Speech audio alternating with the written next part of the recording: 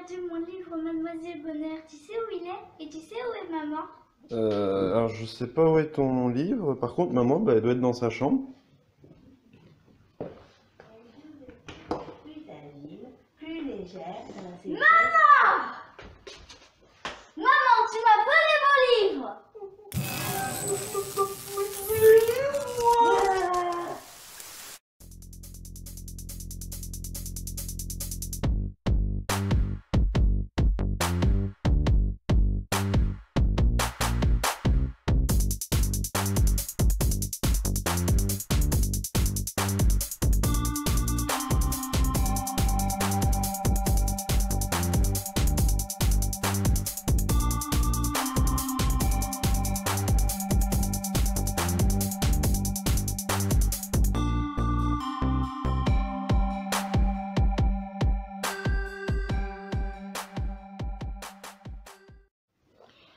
Coucou mes petits lus, et bien voilà la chronique de Mademoiselle Bonheur. Je sais pas si vous voyez, oui, si c'est bon, c'est ok. Mademoiselle Bonheur qui a été écrit par Flavie de Sejoli aux éditions, alors c'est une petite maison d'édition Lansdal qui se trouve dans les Hauts-de-France. Un petit bouquin avec une particularité qui m'a bien plu dès le départ, hein, c'est l'illustration. En effet, dans les livres d'aujourd'hui, on va beaucoup vers la 3D. Et là, on a une petite illustration en 2D et en noir et blanc que je trouve juste géniale. Je vous montre. Voilà, ça c'est Zélie, c'est la petite héroïne du bouquin. Et puis, on a les libellules qu'on retrouve à chaque chapitre. Je sais pas si vous allez bien voir, les là, elles sont chouettes. Hein. Et tout ce petit bouquin est écrit donc de cette manière-là, et, enfin, et illustré de cette manière-là, pardon. Et j'ai trouvé ça très chouette. Ça sort, on sort du cadre 3D. J'aime bien la 3D, hein, je vais pas dire, mais là, je trouve que ça collait parfaitement avec le livre. Alors c'est un petit livre qui traite d'un sujet qui tient à cœur à Flavie et je comprends pourquoi quand on a discuté, je comprends aujourd'hui la raison de ça. Quand on est maman, c'est le genre de choses qu'on craint pour ses enfants quand ils rentrent à l'école, le harcèlement, et surtout quand on a des enfants différents. Donc Mademoiselle Bonheur, c'est un personnage haut en couleur qui va offrir à Zélie la possibilité de créer des liens par une sorte de petite magie à travers les objets qu'elle confectionne dans sa boutique. Alors il faut savoir que Zélie va apprendre à créer et à utiliser un crochet par exemple, à coudre, à créer des petits mondes avec tout ce qu'elle trouve. Je vais pas tout vous raconter parce que si je vous donne tous les trucs, c'est pas bon, vous allez jamais acheter le livre et moi le but c'est que vous puissiez le découvrir par vous-même, pas que je vous donne tous les trucs, quoi, ça serait dommage. Mais moi j'ai bien aimé tous les petits personnages qu'on retrouve, que ce soit au niveau des enfants ou des grandes personnes, parce que personne n'est oublié. Flavie sait que j'ai pleuré pour ce livre parce qu'il m'a extrêmement touchée. La relation de Zélie avec son arrière-grand-père qui a la maladie d'Alzheimer est très puissante. Et moi, ça m'a rappelé des choses de mon passé qui m'ont douloureusement touchée. Et je trouve que Flavie arrive à traiter de sujets très graves, tels la mort, tel le harcèlement, l'abandon des parents, enfin des choses comme ça. Enfin, abandon, c'est peut-être un grand mot, mais voilà. Elle arrive à traiter ces sujets très importants de façon intelligente et pour les enfants pas traumatisante du tout. Elle sait utiliser les mots qu'il faut, les images qu'il faut pour rendre le sujet moins douloureux. j'ai une petite pensée pour le rouge-gorge qu'on retrouve dans ce livre et qui n'est autre que le petit frère de Zélie. J'ai trouvé la relation entre la grande sœur et le petit frère tout à fait touchante. Et j'ai une pensée toute particulière parce que je sais qui il est maintenant et je comprends très bien qu'on puisse avoir envie de le défendre aussi fort et j'ai trouvé ça génial. Donc si vous voulez l'offrir à vos enfants, moi je vous le conseille. Pour moi il se lit de l'âge de 8 jusqu'à 13 ans je pense. Pour vous dire, je l'ai trouvé très simple à lire. Le seul défaut que je pourrais lui trouver, mais ça Flavie le sait, c'est certains chapitres qui sont très longs. Alors l'avantage c'est qu'ils sont un peu coupés, donc le soir quand ma fille le lit, je peux l'arrêter là où il faut, sinon on est obligé d'aller jusqu'à la fin du chapitre, c'est-à-dire le lendemain matin. Mais les mots sont intelligents, enfin intelligents sont simples, tout à fait adaptés à des enfants de 8 oui, de 8 à 12 ans. Ce n'est absolument pas bêtifiant, comme je disais. Donc, et c'est juste un agréable moment à passer. Pour moi, ce livre rentre dans le cadre des romans.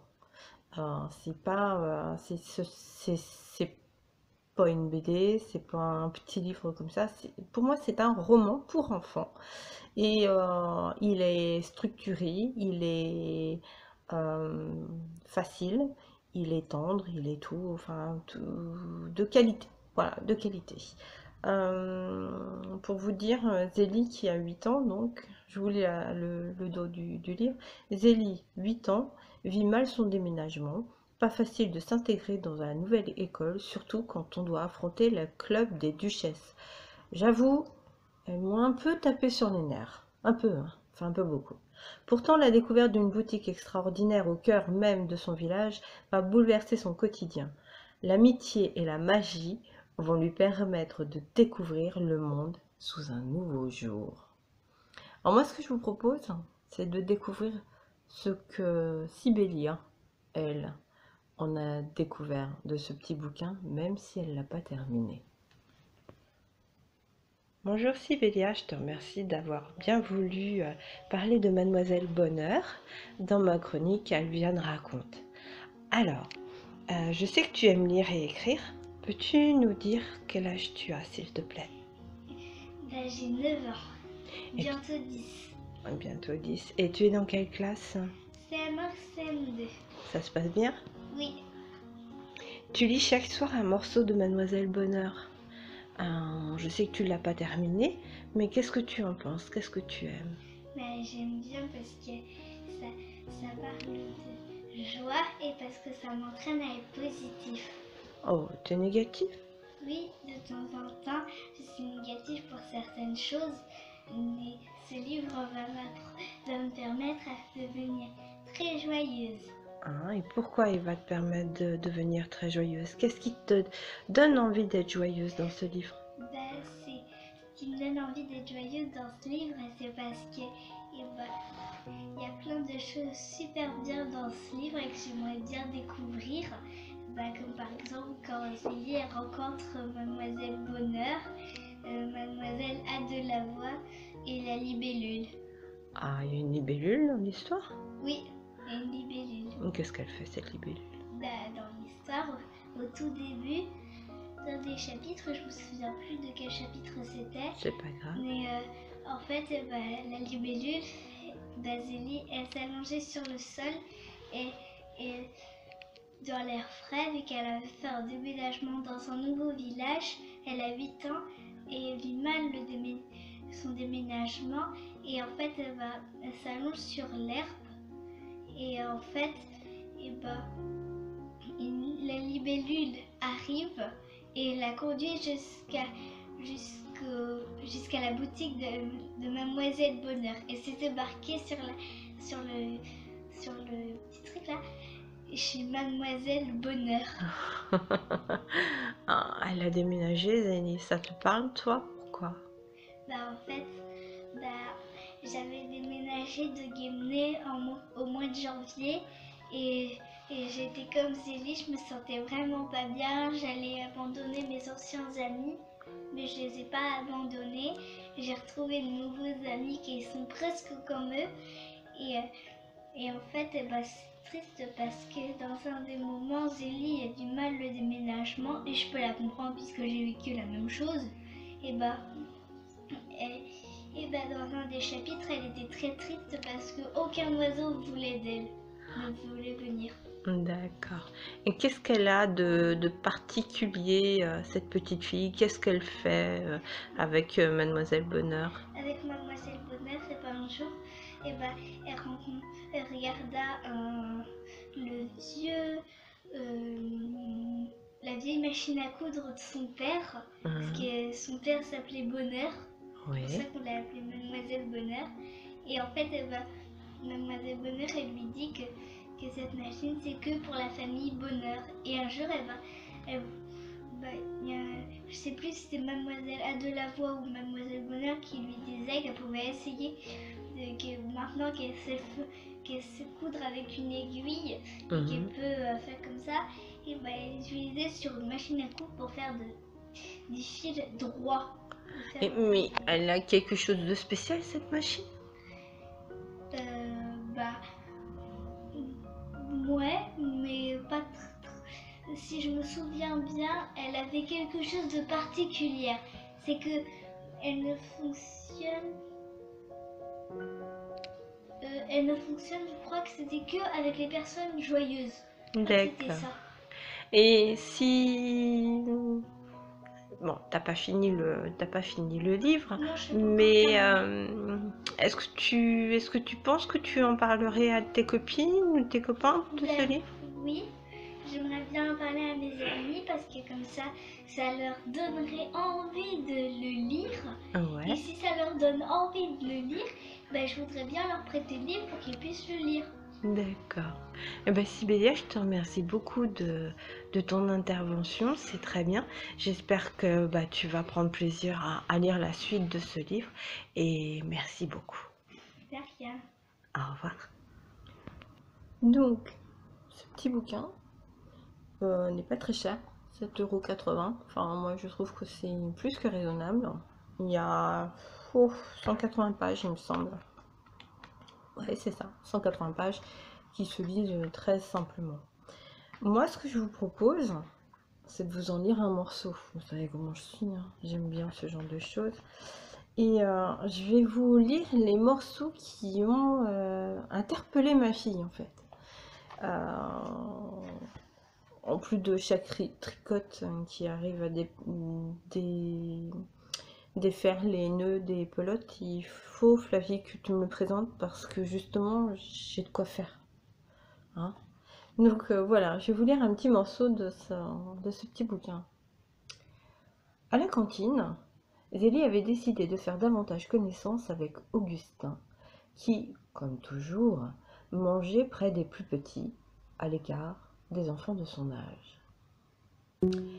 Elle avait posé son plateau à côté du sien et lui avait souri. « Est-ce que je peux m'asseoir à côté de toi? La place est libre ?» Pour toute réponse, Augustin avait rougi. D'habitude, personne n'avait envie de s'asseoir près de lui, encore moins une jolie fille comme Zélie. À l'autre bout de la salle, les rires moqueurs se firent entendre. Mais Zélie n'y prêta pas attention. Bien au contraire, elle discuta avec Augustin de tout et de rien. Ce fut un instant bien sympathique, pour lui comme pour elle. Au moment de débarrasser les plateaux, Augustin lui posa la question qu'il avait depuis longtemps en tête. « Qu'est-ce que tu fais de tous les morceaux de pain que tu mets dans ta poche ?» Zélie lui en susurra la réponse d'une voix pétillante. « Je les garde pour les oiseaux. Mon petit plaisir, c'est de leur donner à manger. Pourquoi gaspiller une si bonne nourriture en la mettant à la poubelle. Augustin la regarda s'éloigner de sa démarche aérienne. Ce qu'elle était belle avec sa jupe virevoltante et sa cascade de cheveux bruns.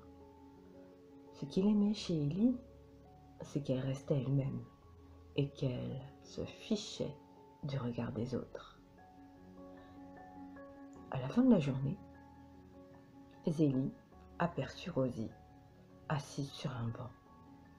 Elle voulait comprendre pourquoi elle ne parlait jamais. « Coucou Rosie, tu sais, je tenais à te dire que j'aime beaucoup ton prénom. » La fillette se contenta de hausser les épaules. Elle continuait à fixer le sol comme si elle refusait de croiser le regard de qui que ce soit. D'ailleurs, quand bien même Zélie l'aurait voulu, cela aurait été impossible. Sa mèche de cheveux lui barrait encore et toujours le visage. Zélie tenta sa dernière chance. « Tu es différente des autres, je trouve, et j'aimerais bien faire ta connaissance. Tu voudrais qu'on soit amis ?» Face au silence de sa camarade, Zélie se leva. Elle tourna cependant la tête quand elle sentit une main se poser sur son bras. « Moi aussi, j'aimerais bien... » Zélie comprit. Rosie bloquait sur les mots. Plus rien ne sortait. On aurait dit qu'elle avait la tête contre un mur et qu'elle essayait de le repousser en vain. Elle eut de la peine pour elle. Elle comprenait maintenant pourquoi elle se montrait si effacée en classe. Le regard et les moqueries des autres étaient trop durs à supporter au quotidien. La transparence était son seul réconfort face à son bégaiement. Zélie se rassit à côté d'elle et attendit patiemment.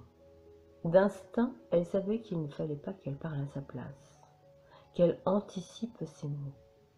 Elle mit sa main sur son épaule, ce qui eut pour effet de la débloquer un peu. « J'aimerais bien qu'on soit amis. » Zélie lui décrocha un sourire rayonnant. « Je suis très contente, Rosie. Moi aussi, je voudrais être ton amie. Je suis sûre qu'on va bien s'entendre. Ah, je dois y aller. Ma mère m'attend. À demain !» Elle ne voulait pas la refaire parler. Zélie se disait que pour aujourd'hui, c'était déjà bien assez. Mais elle était heureuse de voir naître une belle amitié. Voilà. Zélie, c'est ça. C'est celle qui crée les liens. C'est celle qui offre la possibilité de ne plus se sentir nulle ou différente. Je vous mets les liens pour pouvoir découvrir l'auteur, la maison d'édition, le livre. Et si jamais vous le lisez, dites-moi ce que vous en pensez. Je pense que l'auteur sera très content d'avoir des retours sur ce petit roman pour enfants. Je vous dis à bientôt. Baiser cannelle, soyez sages ou pas.